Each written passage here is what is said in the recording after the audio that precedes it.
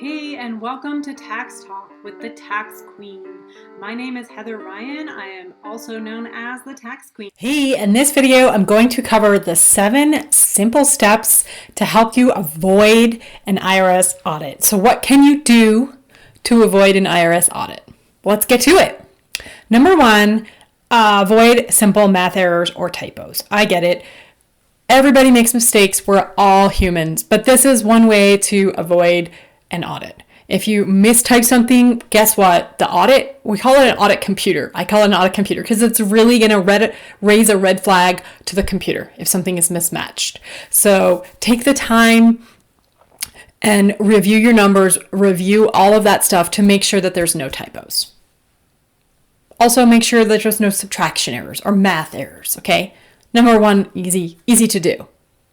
Number 2, make sure there's no mismatched numbers. So this kind of piggybacks on 1 because, again, you might be mistyping something or whatever, but that is a red flag to a computer that's just looking, hey, does this number match that number? And if it doesn't, that's going to trigger.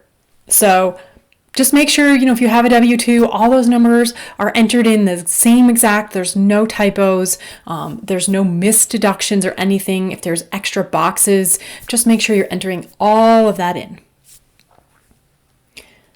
The other thing is if you do get a notice or a letter about this, sometimes the IRS makes mistakes too. So just double check and make sure it's not an IRS error. You may have entered it in properly and they're just thinking it's not. So that's the other catch. If you do get a letter in the mail about a mismatched number or an incorrect number, just double check and make sure that they're actually right.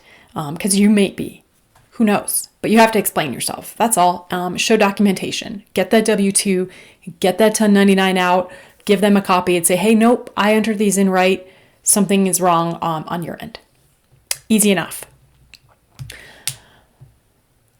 So my other recommendation, number 3, don't receive cash income. Why?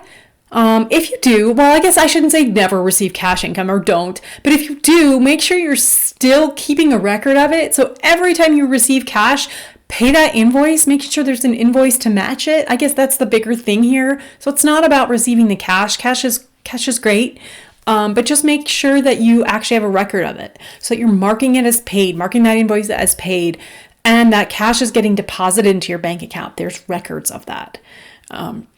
This is especially important if you're self-employed, a small business owner. You just want to be really cautious there.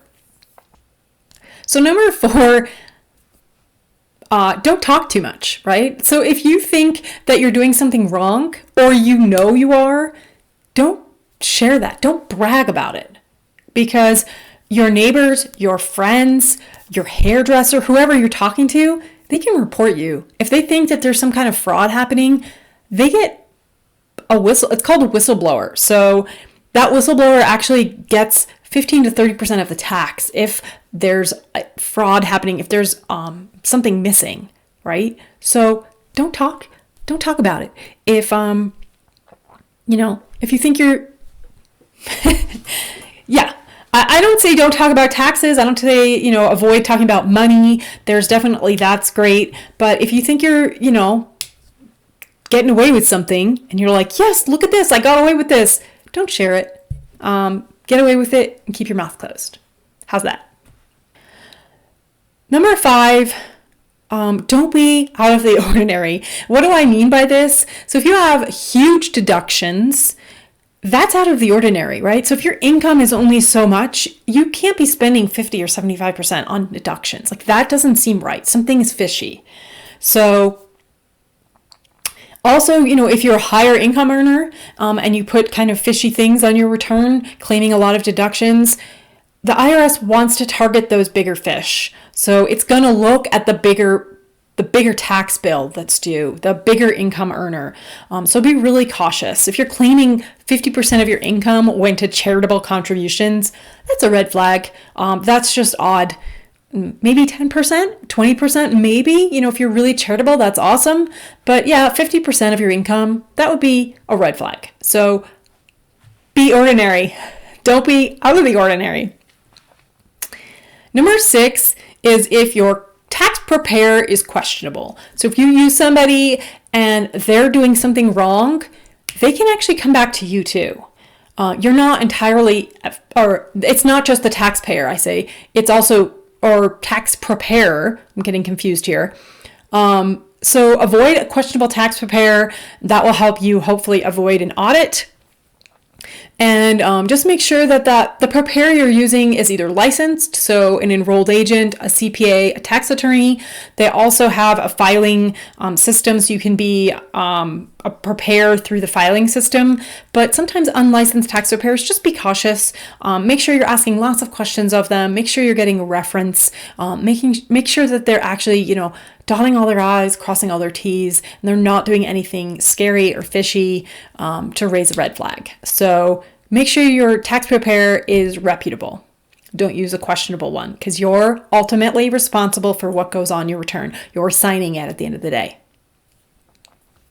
Lastly, and this one's a big one, especially for those who are small business owners, is don't use even numbers. So if you're filing a Schedule C for your business, or an 1120S as an S Corp or a partnership, don't use even numbers. Use real numbers. Real numbers would be not $1,000, but $1,113. That makes a lot more sense, right? Because it's very rare that expenses and things add up to an even amount. And if you're putting even amounts on your return, it's just saying, this person may not have actually kept track.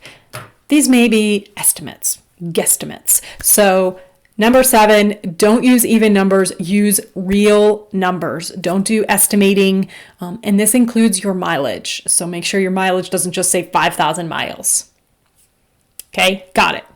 Let's review quickly the 7 things. So avoid simple math errors, avoid mismatched numbers or typos. Be careful if you take cash, make sure you're depositing it and showing a record of it. Don't brag or talk too much about something that you think might be fishy or that you're getting away with. Be ordinary. Take ordinary expenses, ordinary deductions. Use a reputable tax preparer. And number 7, don't use even numbers. There you have it. Time to avoid an IRS audit. Thanks for watching, and I'll see you next time.